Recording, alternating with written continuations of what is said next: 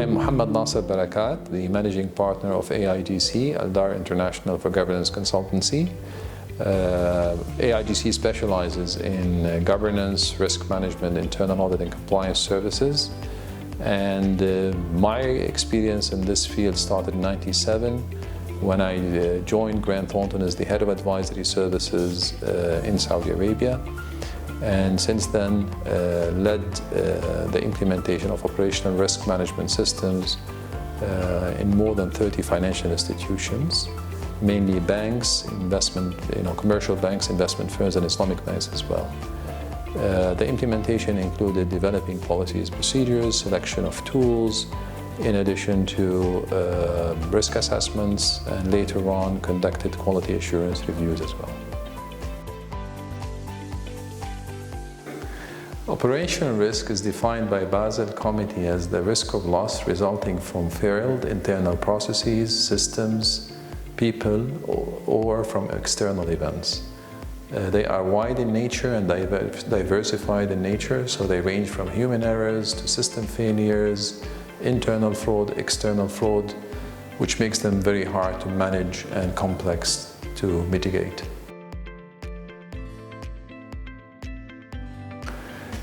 Operational risk is extremely important for financial institutions because other than credit and market risk, operational risk includes everything else basically.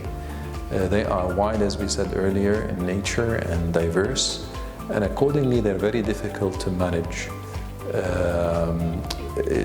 Most of the incidents happening in organizations or financial institutions are caused by operational incidents. This is why it is very important to manage them, and sometimes they might cause major failures in those banks.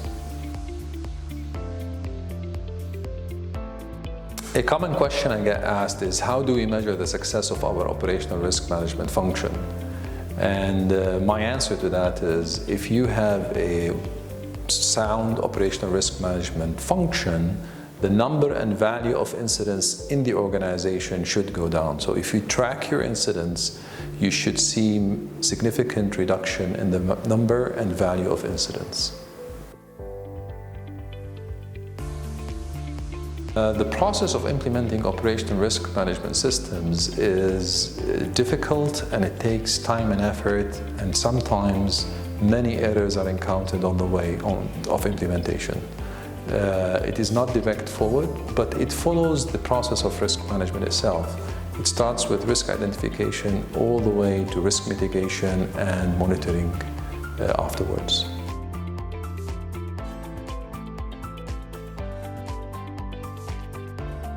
There are many key factors for the sound implementation of operational risk management systems, and the first relates to risk assessments. Risk assessments are to be conducted with the participation of the business. You cannot do it separately by analyzing policies and procedures. You have to get the business engaged with you. It also requires you to capture this complex relationship between risks and controls.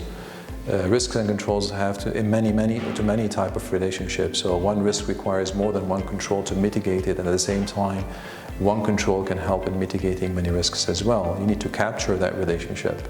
You need to go in depth with the risk assessment to go to the level of the processes, not only identifying the risk, but also capturing the risk driver, what causes the risk to occur as well. You also need to identify what asset you are exposed to if that risk happens, and how much you could lose if the risk occurs. So if the risk assessment exercise is not conducted properly, you will definitely have a failure throughout all the remaining stages of implementation. A couple of more factors for the success of implementation would be training. Training the teams that will be involved in conducting risk assessment, as well giving awareness sessions to the employees that will be participating in the risk assessment sessions as well. So training is very important, and also assessing the thoroughness of the way the control is implemented. So, sometimes the way the control is implemented might actually reflect on how strong it is in mitigating a particular risk. So you need to take that into consideration when assessing risk as well. A common mistake when it comes to operational risk management that I have seen in a number of financial institutions is people not differentiating between proactive and reactive operational risk management. And when I say reactive operational risk management, I mean those operational risk management functions that rely only on capturing loss events, analyzing them, and to make sure that they don't happen again in the future. Always remember the 80-20 rule, okay? When you're going into the operational risk implementation project, you have to remember that 20% of the effort is required to achieve 80% of the results.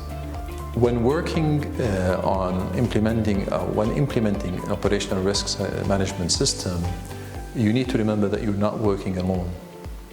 You have to create and build synergies, not only with the business units themselves, to identify and assess risks, but also with other control functions like compliance and internal audit. The major success factor is the risk culture, and starting all the way from the tone at the top, getting the management to understand, the senior management to understand why you're doing this, and getting their support is key to the success of the project. If that does not happen, then you're not going to have the support to allow you to invest the resources and get the cooperation and engagement of all other business units. When selecting the tool, you have to make sure that the tool has the key features to support the successful implementation, to support the solid methodology that you are going to implement. So the tool has to allow you to measure the gap in the control environment, allow you to capture inherent risk, evaluate, control, and assess residual risk, allows you to monitor implementation, follow up on key issues like remedial actions, monitor key risk indicators, and allow for automated alerts to be sent to the businesses when exceptions are identified as well, or for deadlines that are to be met. Various tools are available, but you need to be very careful in selecting the right tool to support your methodology and the sound implementation of the approach you're adopting.